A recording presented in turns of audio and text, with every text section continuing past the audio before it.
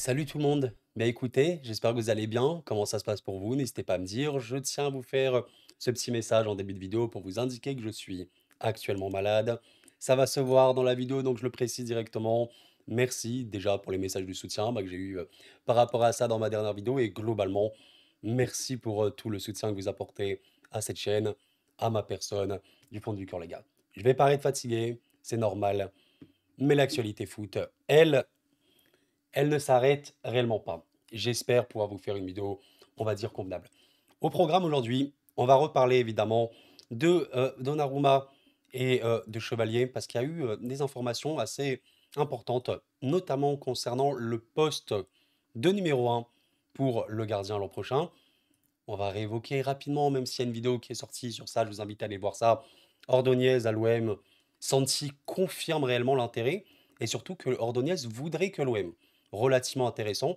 Et on finira, je pense, très tranquillement par parler un peu de Lyon, parce que, mine de rien, Lyon, saison tellement particulière qui se profile. Tagliafico est de retour. Qu'est-ce que ça présage de beau? Eh bien, on va voir ça très tranquillement. Je vous souhaite de vous installer. J'espère que je pourrai assumer cette vidéo au mieux. De toute façon, si je n'assume pas, vous la verrez jamais. Mais si vous m'écoutez, c'est que normalement la vidéo elle est sortie. Très logique. Et je vous propose de commencer tranquillement. Normalement, vous avez le sommaire. Si j'ai pas oublié, si je suis pas trop claqué, vous aurez le petit chapitrage et vous regardez ce que vous voulez. Même si idéalement, c'est mieux de regarder la vidéo entièrement. Merci à vous les gars. N'hésitez pas à me soutenir en laissant le petit like si ce genre de vidéo évidemment vous plaît. On traite du mercato. On a fait beaucoup de vidéos mercato. Peut-être limite une cinquantaine. C'est même pas une blague. Très content de continuer. Il y a tellement de choses en plus, les gars. On pourrait parler d'autres clubs français comme Strasbourg, c'est incroyable, Paris FC et tout. Mais bon, il faut faire des choix. Et quand on est en live, de toute façon, vous pouvez me poser vos questions. Allez, on va commencer tranquillement par parler du PSG. Alors, la dernière fois qu'on a parlé du PSG, à savoir de cette grosse question entre El Famoso Gianluigi Donnarumma, légende de ce PSG-là, et Lucas Chevalier, bon, on a parlé de ces deux joueurs il y a 3 jours environ sur la chaîne, et à cette époque-là, il n'y avait pas cette update, cette mise à jour, à savoir confirmée notamment par Fabrice Hawkins, qui nous indique que c'est acté pour Luis Enrique, Chevalier sera le gardien numéro un. Les dernières heures qui se sont écoulées, on évoquait cette idée qu'il y aurait une concurrence, je trouve ça assez dingue. Je vais vous donner mon avis justement vis-à-vis de ça. Mais Fabrice Hawkins tranche, voilà, Fabrice Hawkins, le gars, on le connaît, hein, extrêmement fiable. Aucun doute pour moi quant à la véracité de ces informations. Ouais, Chevalier viendrait pour être le numéro un. Et en fait, la problématique que nous avons avec Donnarumma, les amis, je vais essayer de vous retranscrire mon avis comme il est. L'information, c'est qu'apparemment, hein, selon Fabrice Hawkins, aucun club n'est en mesure de proposer à Donnarumma un contrat équivalent à celui qu'il a actuellement au PSG. De mémoire, il faudrait vérifier, mais Donnarumma, c'est top 5 des plus gros salaires des gardiens européens. Je crois qu'il est pas loin du top 3 d'ailleurs, et en cas de revalorisation, effectivement, on monterait encore plus haut. C'est une vérité, et c'est pour ça que je l'évoquais un petit peu dans, vous savez, ma vidéo, justement, quand on a appris que Donnarumma allait partir, probablement, hein, il y avait pas mal de retours qui m'évoquaient, mais Koro, c'est une légende, machin, il faut le prolonger, il mérite l'argent, quoi. Dans les faits, on peut comprendre. Maintenant, l'intérêt du PSG, on l'a compris, de Luis Enrique, c'est de prendre Chevalier. Je vais pas y revenir parce que je l'ai évoqué, je vous invite à aller voir mon avis sur Chevalier, mais même s'il est c'est vrai, pas développé à fond, mais grosso modo, Luis Enrique veut Chevalier. À partir de là, tu vas chercher une porte de sortie pour Donnarumma. Donc ça, c'est le choix du coach et il faut le respecter. Le gros problème, c'est que même si le coach ne voulait pas de Chevalier et tu prolonges Donnarumma, on arrive aussi dans une situation où les ventes et ta structure économique peuvent être de plus en plus compliquées. On a bien vu ce que ça a donné avec des joueurs comme Asensio, comme Skriniar, des salaires à 16 millions, je sais pas quoi, brut. C'est pas possible. Personne ne peut recruter ces joueurs-là et donc t'enchaînes les prêts, ça crée une structure économique, même voilà, institutionnelle, très faible. On a compris que c'était cette nouvelle politique que voulait mettre en place le PSG, structure plus forte, joueurs pas au-dessus du club, et les statuts, ils n'existent pas. Maintenant, évidemment, si Donnarumma, Luis Enrique, l'appréciait absolument et ne cherchait pas un autre profil, il aurait prolongé, mais sans non plus voilà, partir sur, je pense, des choses aberrantes comme il y a pu avoir par le passé. Mais la volonté du PSG, c'est Chevalier. Et donc, en fait, c'est ça la problématique, les gars, et ça me paraît, ça me paraît un petit peu fou. Comment est-ce que vous pensez que la enfin, comment dire? Comment Donnarumma peut rester au PSG en l'état? Parce que Chevalier, on a compris les dernières infos, je vais essayer de vous les retrouver rapidement. Ça, pour moi, c'est relativement acté comme beaucoup, Chevalier sera un joueur du PSG. On parle d'un contrat de 5 ans, on parle de 40 millions d'euros plus certains bonus qui monterait potentiellement à 55 millions. Donc, considérons ceci. Comment est-ce que Donnarumma peut rester? Ce n'est pas possible et surtout après. Alors, deux choses. Surtout après la saison qu'il vient de faire, Donnarumma. Alors, on va pas y revenir. Je l'ai évoqué. Oui, la saison globalement, si on prend la moyenne, elle n'est pas bonne parce que la Ligue 1, ça a été compliqué, parce que la Ligue des Champions au début, ça a été compliqué, mais la fin de saison a été historique. Ça, c'est clair, net et précis. Mais ce que je veux dire par là, c'est que la situation de Donnarumma, il est champion d'Europe. Il te fait des matchs assez dingues sur la fin de la compétition. D'accord. Et donc, ce statut-là de champion d'Europe, je ne vais pas dire qu'il serait remis en question, mais en tout cas, le coach ne compte plus sur toi en tant que numéro un. Comment est-ce que nous pouvons considérer que Donnarumma, en tant que champion d'Europe, sera remplaçant au PSG? Je trouve ça dingue. C'est pas possible, on est bien d'accord. L'autre chose, la chose numéro 2, bah, vous le savez bien, mais dans un peu moins d'un an, il y a une Coupe du Monde. L'Italie n'est pas encore qualifiée, évidemment, les qualifs sont en cours, mais il faut le considérer, c'est impossible. Honnêtement, c'est impossible. Et je crois totalement à cette info de Fabrice Hawkins. Ça, c'est un truc qui a circulé. Ouais, l'idée de concurrence. Les gars, Chevalier vient, il est titulaire. Je parle même pas de mon avis à moi. C'est juste le but de ce transfert-là. Si tu prends Chevalier alors que tu as Donnarumma, c'est pour le mettre titulaire. Et quand Fabrice Hawkins dit que pour Luis Enrique, c'est acté, il sera numéro un, les gars, concrètement, voilà, j'en avais pas parlé précédemment dans ma vidéo il y a 3 4 jours parce que l'info n'était pas sortie. Mais là, on parlerait potentiellement d'un Donnarumma qui resterait. Voilà, il ne souhaite pas quitter le PSG. Le club espère normalement qu'il trouve une porte de sortie pour laisser la place à Chevalier. Le joueur, lui, reste très attaché au club, à ses coéquipiers. On le sait, tout ça. C'est pas étonnant. Maintenant, le mieux pour lui, vraiment, pour le club, pour lui, pour tout le monde, il doit quitter le club. C'est même pas mon opinion personnelle parce que dans l'absolu, c'est un gardien que j'aurais totalement aimé voir rester au PSG, aucun problème là-dessus. Mais dans les faits, maintenant, c'est pas possible. Je ne peux pas, mais imaginer Donnarumma sur le banc toute la saison au PSG. Soyons un petit peu sérieux. Et surtout, j'ai oublié de l'évoquer, on parlerait d'un départ libre de Donnarumma l'année prochaine. Alors pour les hommages, ok ou quoi, ok. Bon, t'as pas d'indemnité de transfert, tu prends Donnarumma prendrait une énorme prime à la signature, ça c'est clair, mais c'est pas ça. Ma conclusion, je pense que le PSG va essayer de trouver une porte de sortie au max et que Chevalier évidemment se fera. Je pense que Donnarumma partira peut-être fin août, vous voyez, toute fin août, parfois le Money Time, tu vois, le 28 août, 29 août, tu trouves un accord sur ça. Ça serait quand même bien qu'il trouve un gros club, parce qu'il le mérite, hein, c'est quand même un gardien assez chaud. Et voilà, vous me dites en tout cas ce que vous en pensez de tout ça.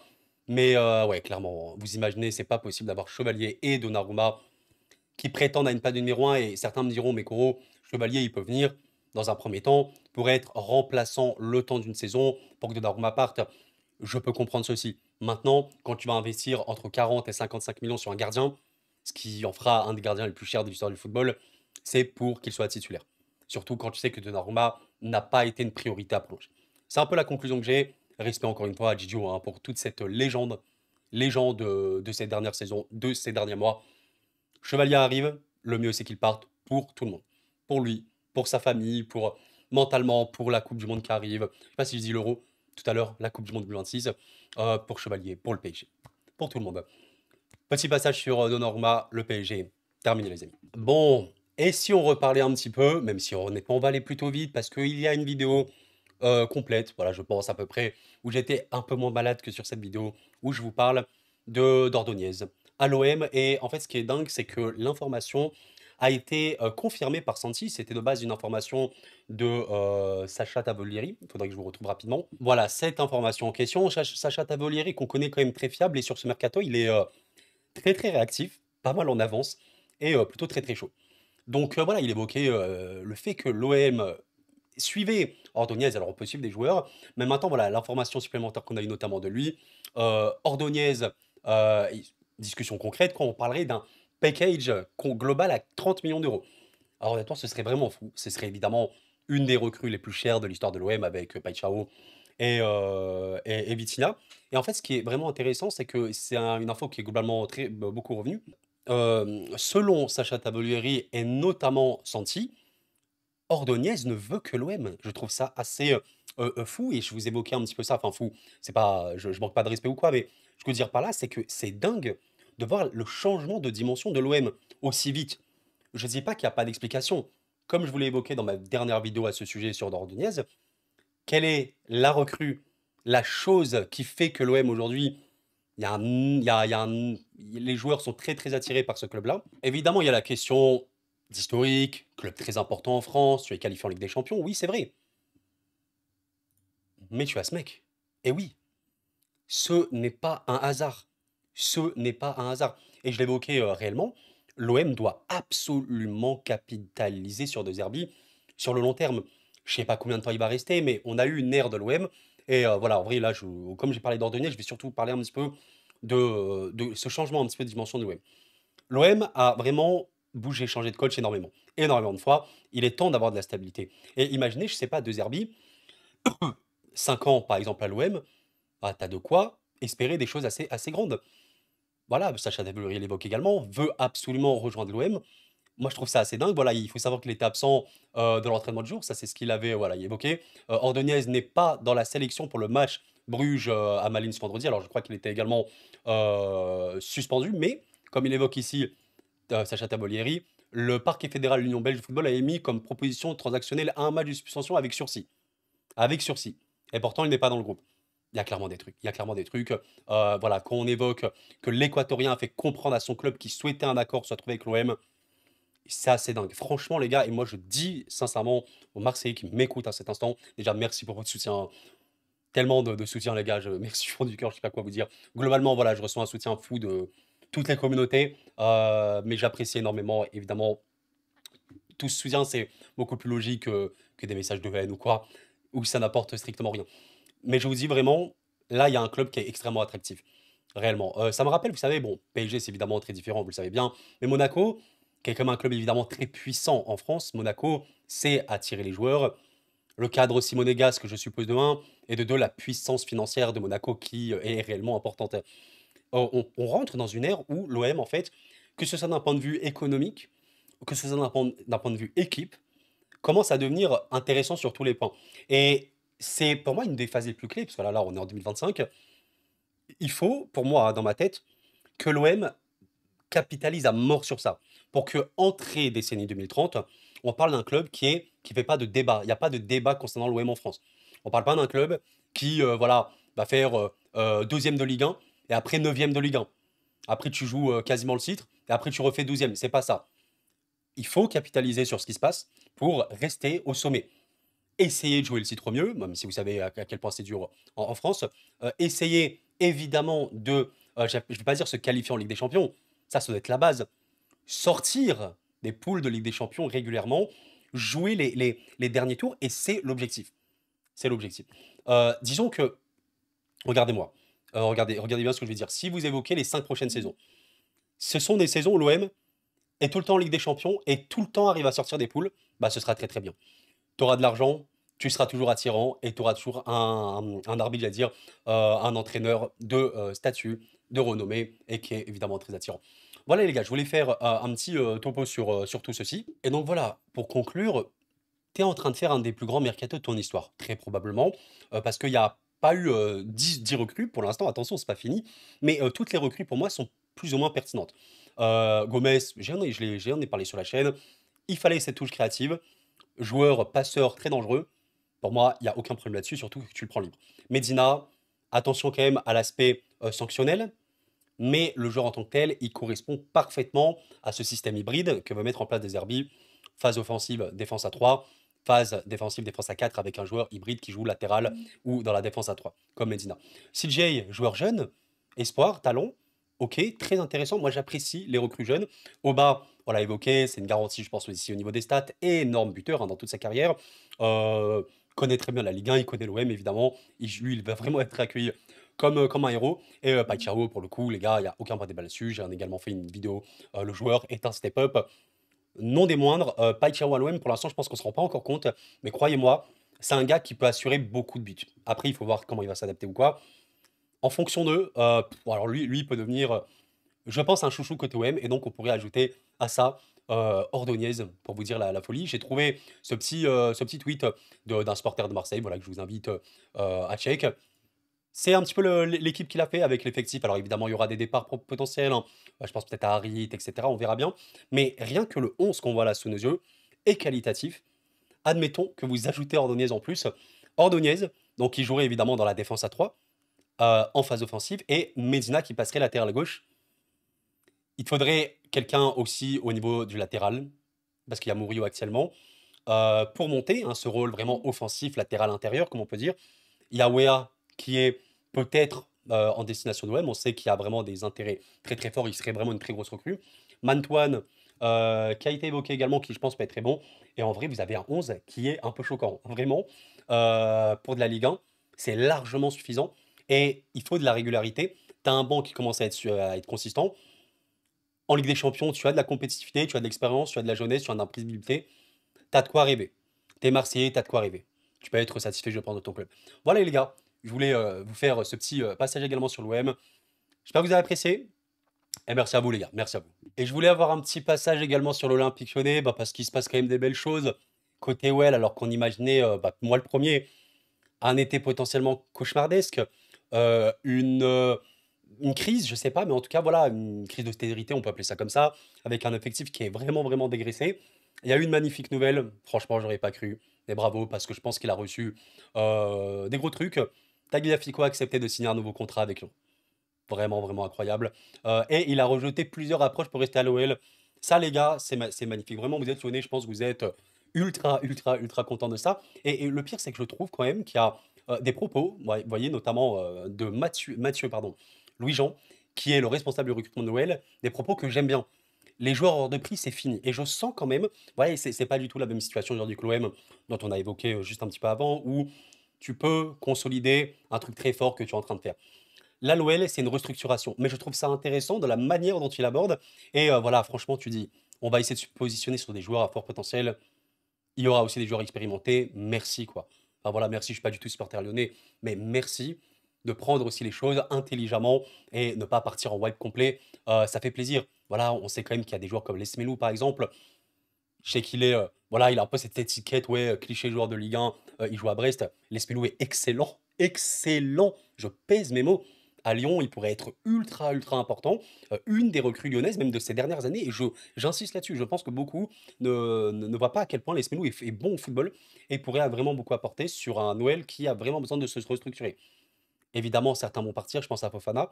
Mais quand tu vois des joueurs comme Mikutadze qui devraient rester, je pense que la situation de crise absolue de l'OL que j'imaginais, c'est-à-dire ça joue le maintien, peut-être qu'elle est moins grave que prévu. Et c'est intéressant. Il y a Kluivert, notamment, voilà, dont on a évoqué. Il y a d'autres, voilà, Buonanotte, euh, entre autres, un joueur portugais, etc. Enfin, je veux dire, c'est intéressant. Je sais pas à quel point ça va faire une grosse saison, mais vous savez, Lyon, on peut avoir l'effet inverse. On a souvent des saisons avec Lyon, on se dit, oula, ça va être une grosse saison pour eux, et au final, c'est pas bon.